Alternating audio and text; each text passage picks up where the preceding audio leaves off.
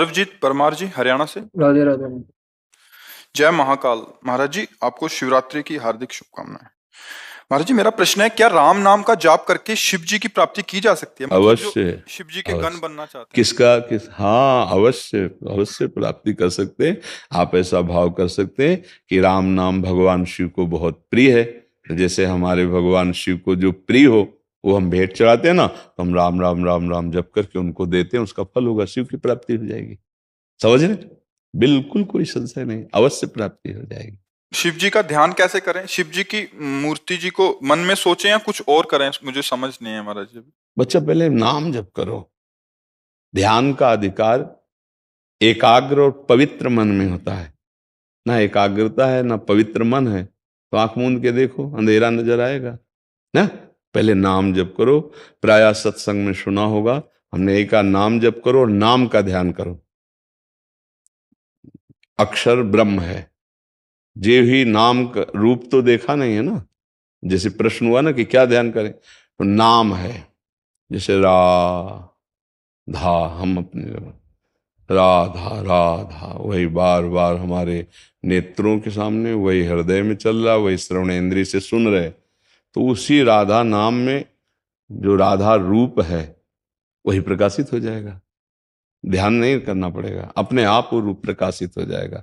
देखिए रूप नाम आधीना, नाम जब से रूप का प्रकाश होता है।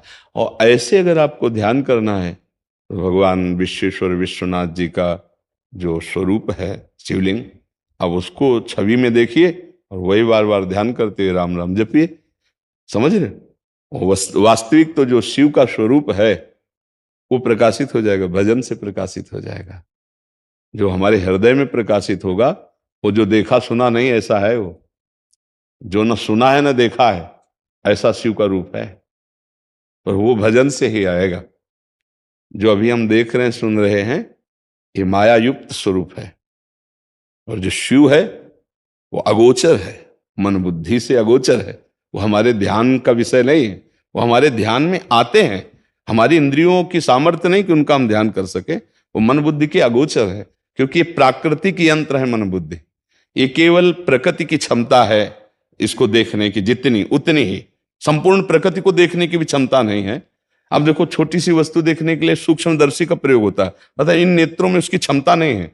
पूर्ण प्रकृति को देखने के लिए प्रकृति से बने हुए नेत्रों की क्षमता नहीं।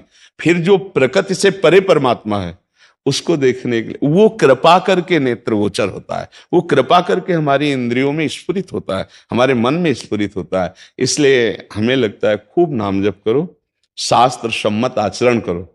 अगर ध्यान की प्रियता बहुत है तो नाम का ध्यान करो। ऐसा भाव नहीं बनता है तो भगवान शिव का जो विश्वेश्वर विश्वनाथ जी या भगवान महाकाल या जो भी भगवान के द्वादश ज्योतिर्लिंग है या और भी भगवान के स्वरूप है, उनको देख करके भावना करो। तो चूंकि भावना शिव की हो रही अंदर से, बात वहां तो शिव है ये, बस इसी भावना से शिव का प्रकाश हो जाएगा।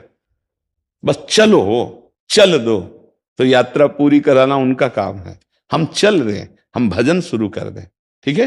राम का नाम जपते हैं तो फिर राम में वो राम राम ध्यान आ जाते हैं। आप ये समझ लो, अगर राम का नाम जप करते हो, शिव की प्राप्ति करना चाहते हो तो परसेंट होते हैं 100, हम 1000% करें, शिव की प्राप्ति हो जाएगी। क्योंकि राम जी आपको शिव से मिला देंगे और शिव जी आपको राम जी से मिला देंगे। दो है नहीं। वो लीला के लिए कभी वो स्वामी बनते हैं, वो सेवक बनते हैं, कभी वो सेवक बनते हैं, वो स्वामी बनते हैं। रामेश्वर की स्थापना करके आप आराधना कर रहे हैं और हनुमान जी बन करके आप आराधना कर रहे हैं। समझ रहे? अगर राम जी के चरण पकड़ोगे तो वहीं शिव जी मिल जाएंगे, शिव जी के चरण पकड़ोगे तो राम जी के चरण तो पकड़े हुए हैं, मिल जाएंगे। एक है चरण पकड़े सहला रहे हैं, नहीं स्वामी बने बेटे, तो एक है आराधना कर रहे हैं स्वामी मान के उनको। तो ये एक ही है लीला के लिए। ये भगवान हरि और हर ये ऐसा रूप धारण किए, विधि हरि हर ये एक ही भगवान है, अपने स्वरूप को प्रकाशित किए हैं। समझ गए? भेद नहीं है। खूब राम राम जपो। ठीक है?